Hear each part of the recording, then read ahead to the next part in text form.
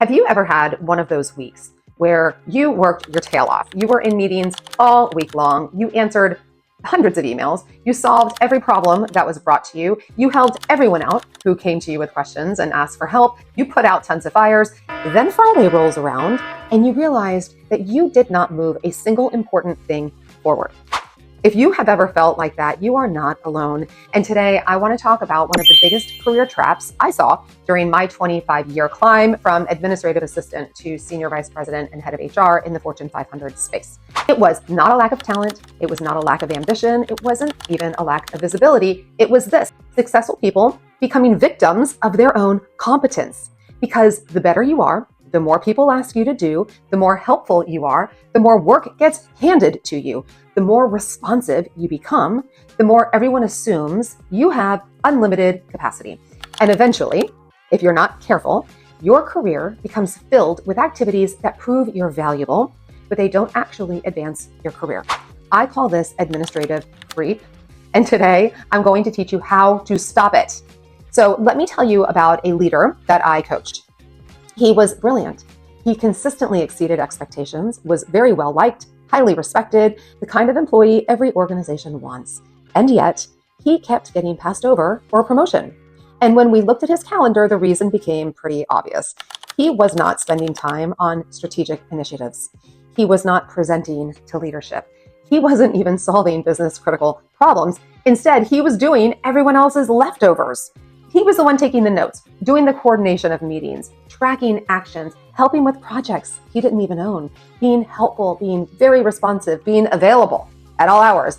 He felt like it was easier and faster for him to just take care of the ask rather than delegating it.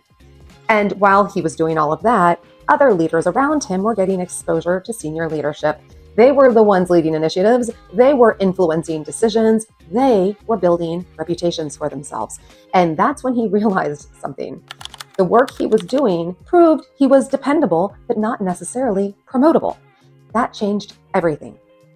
One of the most dangerous lies today in corporate is, if I just work hard enough, somebody is going to notice. Now, don't misunderstand me. Hard work matters. Results matter. Your performance matters. But eventually, something else starts mattering more, and that is judgment. And one of the clearest indicators of executive judgment is, how do you allocate your attention? As a former HR executive, I sat in countless promotion and succession discussions, and nobody ever said, let's promote Susan because she answered the most emails. No one ever said, let's promote Michael because he attended the most meetings and never said no. Instead, we asked, who's solving problems, meaningful problems? Who's thinking strategically? Who's actually influencing outcomes? Who's operating at the next level? And those people were rarely the busiest people. So if this is you, if you see yourself in this description as the yes man or the yes woman, here's the mindset shift. Every yes is a vote. Every yes is a vote for the identity that you are creating for yourself at work. Every yes to work that you know should be delegated is a no to work that could potentially elevate you. When you consistently say yes to tactical work, people see you as tactical. When you consistently say yes to admin work, people see you as administrative. When you consistently say yes to strategic work, people begin viewing you as strategic. You are training people how to use you. You are training stakeholders how to perceive you. You are in control here, and you must start saying yes strategically. There was a point in my own career where I realized I was spending most of my time reacting to everyone else's agenda. And I remember thinking, how can I be expected to lead strategically when I don't have time to think strategically? And that realization changed how I managed my own calendar. So I learned how to delegate with more authority and more confidence. I learned how to communicate up more clearly about my capacity, and it sounded something like this. Sure, I can take that on, but which of my current priorities would you like me to deprioritize? I want to leave you with a question to ask yourself. And the question is not, am I really busy? Or am I too helpful? Or am I working really hard? I want you to ask yourself, is my calendar building evidence that I'm ready for the next level?